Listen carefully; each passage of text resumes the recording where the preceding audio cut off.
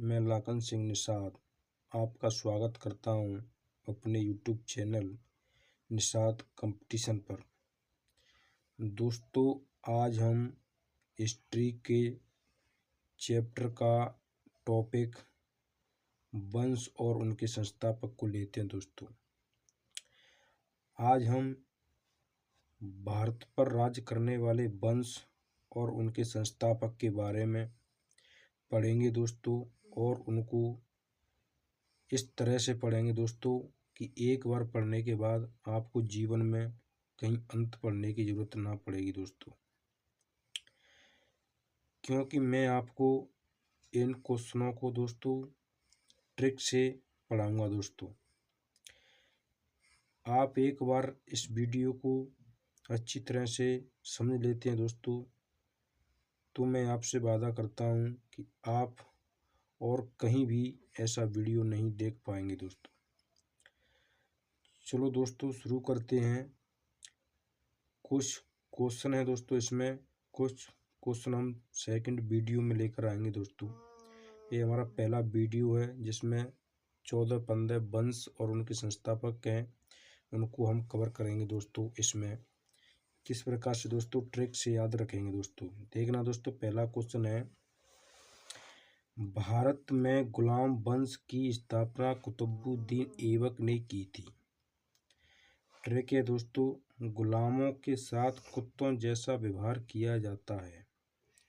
ये ट्रिक है दोस्तों, ये मैंने ट्रिक में जो बातें लिखी हैं दोस्तों, ये एक लॉजिक लगाया हुआ है दोस्तों। ये कोई सत्य बात नहीं होंगी और ना ही कोई ये असत्य बात होंगी दोस्तों। ये केवल मैंने आपके लिए रिलेट किया है उन शब्दों से जिससे आपको ये हमेशा याद बने रहे। देखना दोस्तों, इसमें है कि गुलाम वंश का स्थापना कुतुबुद्दीन ऐबक ने की थी। तो ट्रिक है दोस्तों, हमें ये याद रखना है कि गुलामों के साथ कुत्तों जैसा व्यवहार किया जाता है। अब कुतुबुद्दीन ऐबक और जालंग है दोस्तों गुलाम वंश, तो गुलाम के साथ दोस्तों कुतुबुद्दीन ऐबक, कुतुबुद्दीन को पढ़ रहे हैं तो दोस्तों इसी नाम में हमें कुत्तों जैसा साउंड भी मिल रहा है दोस्तों, कुतुबुद्दीन कुत्ता। तो इस प्रकार से दोस्तों गुलामों के साथ कुत्तों जैसा व्यवहार किया जाता है। कुत्ता से याद आ जाएगा दोस्तों आपको कुतुबुद्दीन ऐबक। अब हम लेते हैं दोस्तों दूसरा क्वेश्चन। दूसरा क्वेश्चन है दोस्तों, खिलजी वंश की स्थापना जलालुद्दीन खिलजी ने की थी। अब ट्रिक है दोस्तों, यानी लॉजिक है अपना। कोई बंदा है, वो कह रहा है कि मेरी खिल्ली या मजाक उड़ाया तो मैं जला दूंगा। जाहिर सी बात है दोस्तों, जब कोई किसी की खिल्ली या मजाक उड़ाता है तो वो गुस्से में यही बात कहता है कि मेरी मजाक और खिल्ली मतलब अन्यथा मैं आपको जला दूंगा। तो जला दूंगा से जलालुद्दीन और खिलजी से खिल्ली थे खिलजी वंश। इस प्रकार से दोस्तों इसे याद रखेंगे।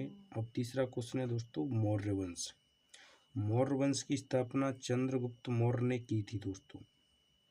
ये है दोस्तों मौर्य वंश, इसकी स्थापना चंद्रगुप्त मौर्य ने की थी। इसे कैसे याद रखेंगे दोस्तों, इसमें दोस्तों मोर के पंख पर चंद्रमा की आकृति भी होती है। जब दोस्तों आपको मौर्य वंश याद आए तो आपका ध्यान दोस्तों मोर पर जाना चाहिए, क्योंकि मौर्य से मोर जैसा आवाज़ निकल रहा है दोस्तों। और चंद्रगुप्त में मौर्य में दोस्तों चंद्र और चंद्रमा हमेशा मोर के पंख की आकृति पर भी छिपा होता है। इस कारण दोस्तों मोर और चंद्रमा दोनों एक ही जीव से रिलेटेड हो रहे हैं, एक ही जीव की दोनों ही भाग हैं। मोर का चंद्रमा उसकी पंख पर लगा हुआ होता है दोस्तों। इस कारण से हम याद रखेंगे कि मौर्य से मोर और चंद्र गुप्त मौर्य में इसमें लेंगे केवल चंद्र, चंद्र यानी चंद्रमा। और जहाँ आपने देखा होगा दोस्तों मोर के पंख पर जो आकृति होती है चंद्रमा की होती है।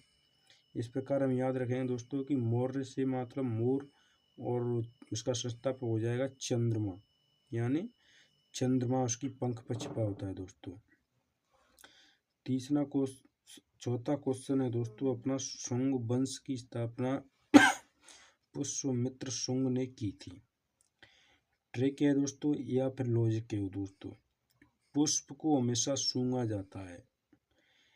अब पुष्प मित्र शुंग यानी पुष्प से दोस्तों निकाल लिया मैंने पुष्प। पुष्प मित्र को मैं पढ़ूंगा दोस्तों, पुष्प जैसा साउंड निकल रहा है पुष्प से, और शुंग से निकल रहा है दोस्तों सूंघना यानी सूंघ। तो पुष्प को हमेशा क्या किया जाता है दोस्तों, हमेशा सूंघा जाता है दोस्तों। इस कारण इसका हो जाएगा कि पुष्प को हमेशा सूंघा जाता है। जब हमारा दिमाग पुष्प पर जाएगा तो हमारा दिमाग सूंघने पर भी जाएगा दोस्तों। इसे इस तरह से याद रख सकते हैं। 5वां क्वेश्चन है दोस्तों, राष्ट्रकूट वंश की स्थापना दंती दुर्ग ने की थी दोस्तों। अब कैसे याद रखेंगे दोस्तों, दंती माने होता है दोस्तों, दंती को हम पढ़ रहे हैं दोस्तों, दांतों जैसा साउंड आ रहा है, दंती दांत। और राष्ट्रकूट में दोस्तों शब्द है कूट। कूट क्या है दोस्तों, कूट। और कूट को क्या है दोस्तों, कूटने का होता है, कूटने का। तो दांतों का कार्य हर चीज को कूटने का होता है दोस्तों। इस प्रकार हम याद रखें कि जो दांत होते हैं जो कूटने का कार्य करते हैं, तो कूटने से राष्ट्रकूट और दंती दुर्ग से दांत, यानी दांतों का कार्य दोस्तों कूटने का होता है। और देखते हैं दोस्तों अगले पेज में कुछ और भी क्वेश्चन है दोस्तों। इस प्रकार से हमें एक लॉजिक से याद रखेंगे दोस्तों, ना कि इन्हें याद करना है दोस्तों। इस प्रकार से ये हमारे जीवन भर के लिए याद बने रहेंगे दोस्तों। अब है अपने पाल वंश।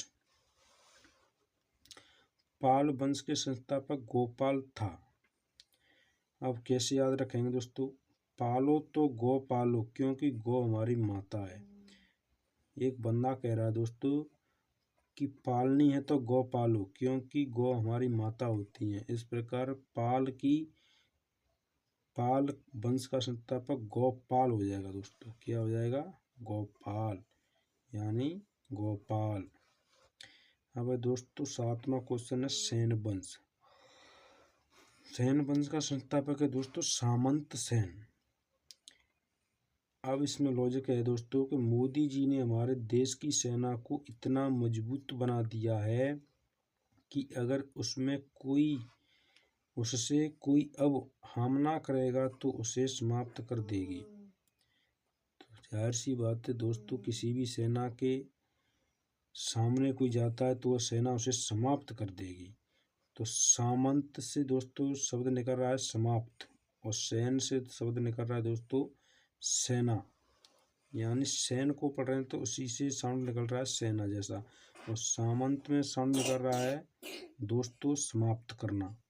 इस प्रकार हम इसे याद रखते हैं दोस्तों कि सेना के सामने कोई आ जाएगा तो उसे समाप्त कर देगी। अब है दोस्तों सरकी वंश। क्वेश्चन नंबर 8, सरकी वंश की स्थापना मलिक सरवर ने की थी। अब इसे कैसे याद रखेंगे दोस्तों, मालिक हमेशा अपने नौकरों पर शक करते रहते हैं। ये लॉजिक है दोस्तों कि अगर आपको क्वेश्चन में आ जाए कि मलिक सरकी वंश का स्थापना किसने की थी, तो सरकी यानी शक कौन करते रहते हैं दोस्तों, मलिक। यानी जो मालिक होते हैं वो अपने नौकरों पर हमेशा शक करते रहते हैं, कोई चोरी वगैरह ना घर में से कर ले जाए दोस्तों।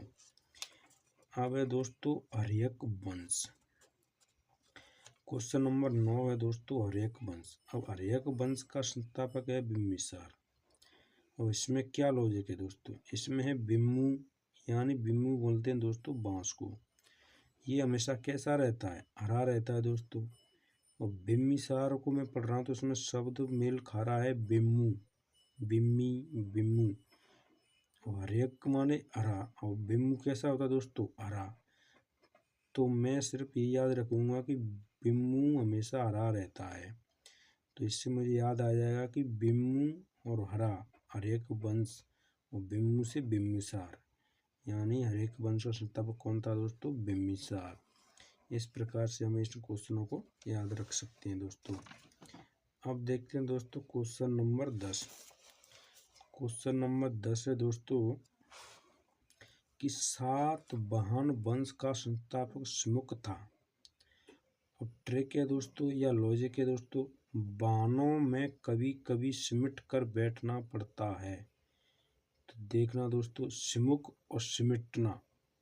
सिमट, सात बान का मतलब किसी बान में साथ जाएंगे तो उसमें भीड़ होगी, साथ साथ जाएं तो भीड़ होगी, और जब भीड़ होगी तो लोग कैसे बैठेंगे दोस्तों? सिमट कर। कैसे बैठेंगे दोस्तों? सिमट कर। इस प्रकार के सात बान में कोई गया, गई भीड़, तो उसमें क्या हुआ? भीड़ ज़्यादा होगी दोस्तों, तो उसमें फिर लोग कैसे बैठे? सिमट कर बैठे दोस्तों। इस प्रकार से हम इसको याद रखते हैं कि बान में हमेशा सिमट कर बैठा जा गया था। अब है लोहार वंश का संस्थापक संग्राम राज था। अब देखते हैं दोस्तों कि लोहार वंश। लोहार हमेशा किसी चीज बनाता है जिसका प्रयोग संग्राम में किया जाता है। एक लोहार एक जाति है दोस्तों जो हमेशा औजार और हथियार बनाया करती है। इनका प्रयोग हमेशा संग्राम में, युद्ध में किया जाता है दोस्तों। इस प्रकार से हम इनको लोहार से ही याद रख सकते हैं दोस्तों कि लोहार का जो कार्य है वो संग्राम से संबंधित है दोस्तों। संग्राम की चीज़ों को बनाता है, इसलिए संग्राम राज वंश संस्थापक है लोहार वंश का। ठीक है दोस्तों, अब देखते हैं बहमनी वंश का संस्थापक हसन गंगू ने की थी। अब बहमनी, अब जाहिर सी बात है दोस्तों कि कोई व्यक्ति पहले बेईमानी कर लेगा तो क्या होगा? वो हंसेगा दोस्तों, और फिर जब उसकी बेईमानी का पता चल जाएगा दोस्तों तो उसे बोलता नहीं है, वो गूंगा बन जाता है दोस्तों, क्योंकि वो जानता नहीं है कि मैंने ये चोरी की है या बेईमानी की है दोस्तों। तो बेईमानी करेगा दोस्तों तो क्या होगा? वो हंसेगा एकांत में कि मेरे साले कि मैंने खूब बेईमानी की और बहुत मैंने उसे पागल बना दिया, मूर्ख बना दिया दोस्तों। फिर जब उसे पता चल जाता है तो तब फिर उसे बुलाया जाता है कि भाई बेईमानी क्यों की? तो वो बोलता नहीं, गूंगा बन जाता है दोस्तों। इस प्रकार हम याद रखेंगे कि हसन गंगू हंसेगा और गूंगा भी बन जाएगा। कब? जब बेईमानी करेगा दोस्तों, बेमनी वंश। इस प्रकार हम इसे याद रखेंगे दोस्तों। अब है दोस्तों क्वेश्चन नंबर 13, सोलंकी वंश। इस वंश ने दोस्तों गुजरात पर राज किया था। सोलंकी वंश के राजाओं ने सोलंकी वंश की स्थापना मूल राज ने की थी। अब देखते हैं दोस्तों, सोने की लंका। सोने की लंका का रावण, सोने की लंका का रावण मूल राजा था दोस्तों। क्या था दोस्तों? मूल राजा था। अब देखना दोस्तों, सोने की लंका कोई किसी वैसी ऐसी धातु की तो नहीं दोस्तों। जो सोने की चीज़ है तो उस पर एक मूल आदमी तो रहेगा दोस्तों, जो इस पर भरोसेमंद रखेगा दोस्तों, भरोसा होगा, वो उसका मूल राजा बनेगा दोस्तों। वहाँ का उसकी रखवाली करने वाला मूल आदमी होगा दोस्तों। इस प्रकार सोने की सोलंकी थे, सोने की लंका, वो मूल राज यानी मूल राजा, वहाँ पर एक मूल राजा भी था। इस कारण दोस्तों इसे याद रखेंगे कि सोने की लंका का रावण जो था वो मूल राजा था वहाँ का, सोने की लंका का। इस प्रकार हम इसे याद रखेंगे।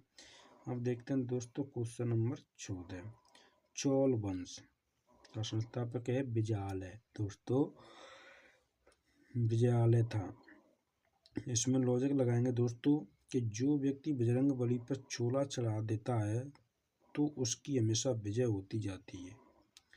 सीधी सी बात है दोस्तों कि जो चोला है वो जो बजरंग बली भगवान से संबंधित है दोस्तों, और उसी पर चढ़ाया जाता है। और जब उस पर कोई व्यक्ति चोला चढ़ा देता है दोस्तों तो उसकी हर कार्य में विजय होती चली जाती है दोस्तों। तो इस कारण चोला और विजय दोनों एक ही संबंध है बजरंगबली बाबा से, बजरंगबली भगवान से दोस्तों। इस प्रकार से हम इसे याद रख सकते हैं दोस्तों। अगर आपको ये वीडियो पसंद आए तो प्लीज़ इसे लाइक कर देना, और अगर आप और वीडियो ऐसे देखना चाहते हो तो इसे चैनल को सब्सक्राइब कर लेना। थैंक यू वीडियो देखने के लिए दोस्तों।